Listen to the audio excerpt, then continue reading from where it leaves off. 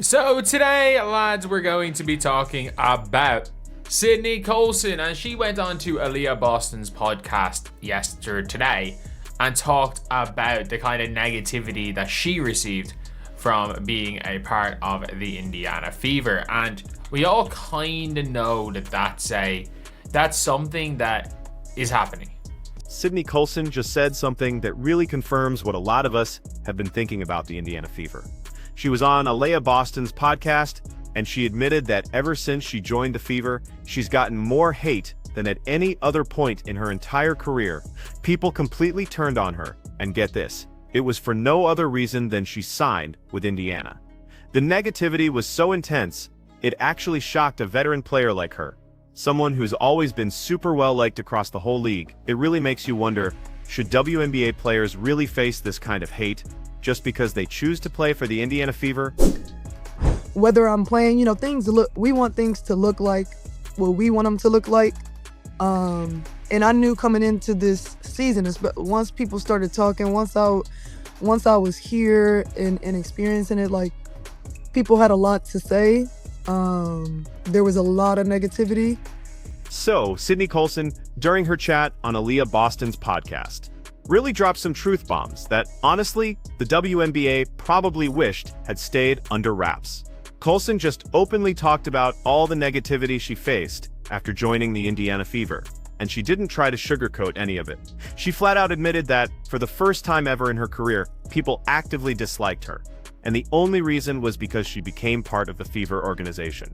Now that's a pretty wild admission, and it really confirms what a lot of Fever players have been dealing with all season, even if most haven't been willing to say it out loud. Coulson explained that she actually came into the season knowing there'd be some attention just from joining the Fever, but she was totally not prepared for the sheer level of hate she actually got. She mentioned that normally, throughout her career, people have generally liked her. She's known for being really funny and personable. Even if some folks didn't always find her humor hilarious, it was just a difference in taste, never actual dislike or animosity. But joining the Fever, that changed everything completely. All of a sudden, she was getting waves of negativity from people who had never ever had a problem with her before. And I just looked at it like, I'm not used to this. Typically, I'm the person that people are just like, oh, we love Sid, that's funny, blah, blah, blah. Some people be like, not funny, and I'm like, they don't have a sense of humor. But like, for the most part, people have liked me and have admired me from the outside, but that's never made me do the things I do. Like, I do the things that I do because I enjoy my teammates, because I like comedy, because I like whatever I'm doing, not for other people's approval. So once I got here and was experiencing people's disapproval, it didn't really faze me because I still understood. I think I understood even more so. What makes her comments so incredibly significant is that Coulson is a veteran player. She's been in this league for years. She's played for multiple different teams. She's seen all sorts of locker room situations. She's not some young rookie who doesn't know what normal looks like. So when she says the hate she received after joining the Fever was unlike anything she'd experienced before, that really carries some serious weight. She has a real basis for comparison, and the Fever situation in her experience clearly stands out as uniquely toxic, especially in how fans and even other players reacted to her signing. Coulson also made it super clear that this negativity wasn't because she did anything wrong. People hated her for no reason except her association with the Fever. And that's the absolute key point here. She didn't change as a person. She didn't suddenly become less funny or less likable. She didn't do anything controversial or problematic. Her only crime was signing a contract with Indiana. And that was apparently enough for people to completely turn on her. That honestly just reveals how deep the hatred for the Fever runs among certain parts of WNBA fans, and maybe even some other players too. To not liking you for no reason, I'm probably exactly where I need to be. So once the injury happened, I'm like, once again, this is something that I don't fully get, but this must be where I need to be, sidelined. And it made me an even more vocal leader. It made me pay attention to things maybe that I wasn't paying attention to that other people had going on. So I could be more tapped into if they're having a hard time and I need to come over here and help them out, whether it's mental, physical, whatever. I had to get outside of me. And that was the lesson that I learned in this. I hope it's the one that God wanted me to learn, but yeah, it was just one of those things that nobody wants that to happen, but you still have to move forward and figure out a way to still be, of service to your team. Now, here's what's really interesting, how Coulson processed and then actually responded to all that hate. She said that once she realized people were disapproving of her for no legitimate reason, it actually confirmed to her that she was exactly where she needed to be. Because look, when people hate you without cause, when that animosity is clearly irrational and totally unjustified, that's often a sign that you're either doing something right or you're in a position that threatens people who really don't want you there. Colson seemed to understand that the hate wasn't even really about her at all. It was more about what the Fever represent and the fact that this team's success threatens the established order that some people are clearly invested in maintaining. We all know that that's something that's happening with all these players. Is like they're just not in any way happy as long as they have to publicly hate the Fever. And the only way you can get back into these people's good graces is by pulling a Dawana Bonner. By just not playing for the Fever anymore, it doesn't matter. You have to pull a Dawana Bonner. And get this, Coulson also revealed that she genuinely wanted to play for the Fever. This wasn't some reluctant signing or a last resort because she couldn't find a better offer. She specifically wanted to be in Indiana. She really liked Kelsey Mitchell, and she probably had conversations with her about what the team culture was like.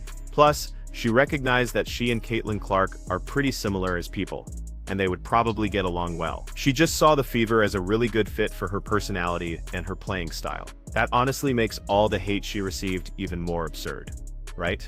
She chose Indiana because she wanted to be there, and people literally punished her for making that choice. On top of that, Coulson also had to deal with an injury during the season, which added another layer to her whole experience. She tore her meniscus and had to sit out for a significant amount of time. Being sidelined when you've just joined a new team and you're trying to establish yourself is frustrating under any circumstances. But dealing with that while also being bombarded with undeserved hate from fans and possibly even subtle hostility from players on other teams, that just makes it exponentially harder. Coulson mentioned that the injury actually forced her to become an even more vocal leader and really pay attention to what her teammates were going through so she could support them better. That comment about supporting teammates is pretty telling because it suggests Coulson recognized that her Fever teammates were also dealing with negativity and struggles that might not have been obvious from the outside. She really positioned herself as someone who could help her teammates mentally and emotionally get through these difficult situations. That's the role of a veteran leader, and it's exactly what the Fever needed. But it also clearly reveals that the toxicity directed at the Fever wasn't just affecting Coulson, it was affecting multiple players on the roster who needed support to deal with all the unreasonable hatred being thrown their way. What's more, Coulson's willingness to actually say out loud that people hated her for no reason is super refreshing. Most players kind of dance around that reality. They'll acknowledge some negativity, but they'll often downplay it or try to rationalize it. Coulson just laid it out plainly. People hated her because she joined the Fever. Full stop. There was no other reason.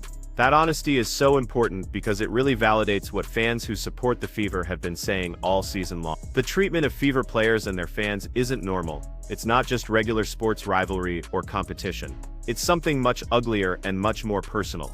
And speaking of that, the comparison to Dana Bonner that often gets mentioned in discussions about this is particularly interesting. Bonner left the Fever, and suddenly, the hate directed at her just disappeared. She was welcomed right back into the good graces of the broader WNBA community, simply because she was no longer associated with Indiana. That pattern clearly reveals that the hate isn't actually about individual players or their behavior. It's about the Fever organization itself, and specifically about its association with Caitlin Clark. Any player who joins the Fever, it seems, becomes tainted by that association and subject to hate that has absolutely nothing to do with them as individuals. This creates an almost impossible situation for Fever players. They just can't. If they're successful on the court, they get accused of riding Clark's coattails or benefiting from favorable treatment. If they struggle, they get mocked for not being able to keep up with Clark, or for being liabilities who hold the team back. If they defend Clark or speak positively about the team culture, they're accused of being fake or just trying to use her fame. And if they stay quiet, then they get accused of being jealous or not supporting their teammate. The thing is, There's no response that will satisfy the haters because frankly, the hate isn't rational to begin with. Now, Coulson's comments also highlight how the Fever have clearly become the most polarizing team in WNBA history. They get more love and more hate than any other team, all at the same time. That's actually pretty similar to how major market teams in other sports operate. If you play for the Lakers or the Yankees or the Cowboys, you're going to be celebrated by your fans and totally despised by everyone else. The attention and scrutiny are just magnified. Every mistake gets blown up, every success gets dismissed or credited to advantages rather than actual skill. That's just the reality of being on a team that matters more than others. But here's the difference. In those other leagues, being on the polarizing team is usually a choice that comes with an understanding of what you're signing up for. Players know what it means to be a Laker or a Yankee. They know the pressure and the attention that come with it. Fever players in 2024 and 2025.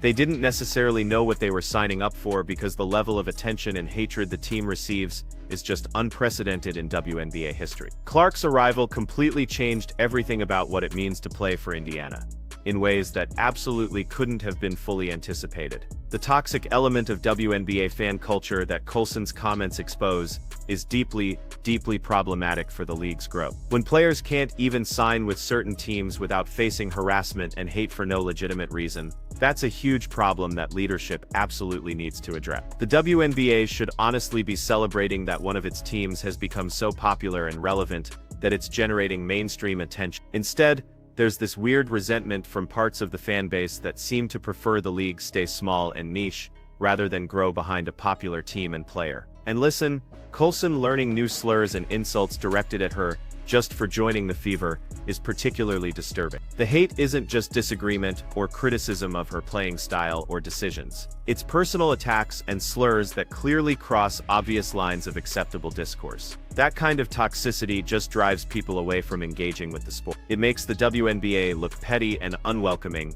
rather than exciting and inclusive. League officials should seriously be embarrassed that their players are experiencing this kind of treatment, but honestly, there's been no real effort to call it out or address it. The comment about Lexi Hull also getting hate is just another example of how irrational this anti-Fever sentiment has become. Hull is a hard-working role player who just does her job. She's not someone who talks trash or creates drama. Yet, she still gets hate simply for being on the roster and being close friends with Clark. That's just absurd. Role players on popular teams shouldn't be subjected to harassment just because they play alongside a star. But that's the sad reality in the current WNBA environment, where association with the Fever, and specifically Caitlin Clark, makes you a target. What's crazy is that Coulson mentioned she does what she does because she enjoys her teammates, and not for other people's approval. That's absolutely the right mindset for dealing with this kind of irrational hate. You just can't let people who hate you for no reason dictate your choices or affect your happiness. Coulson clearly understands that the negativity says way more about the people directing it than it does about her. She's secure enough in herself to recognize that and not let it change how she approaches her role with the team. That's a level of emotional maturity that younger players might really struggle with in the same situation. Plus, the point about teams not respecting the Fever and then paying for it is super accurate based on how the season played out. Multiple teams clearly underestimated Indiana, probably expecting easy wins because they bought into the narrative that the Fever were just Clark and a bunch of role players who couldn't compete. And what happened? Those teams got totally embarrassed when the Fever came out and played hard, executed well, and won games they weren't supposed to win. The lack of respect was so obvious, and it absolutely cost teams wins when they didn't prepare properly or take Indiana serious. Even when Clark was injured and out of the lineup, the pattern became even clearer. Teams that showed up and played the Fever seriously won those games handily. But teams that just assumed they'd coast to victory without the star player often lost, because the rest of the roster was actually much better than people gave them credit for. That just proves the Fever weren't just a one-player team, but still, the narrative had already been set, and many teams and fans just refused to adjust their perception, even when the evidence totally contradicted it. Finally, the social media advice about using the following tab instead of the For You page is just solid advice.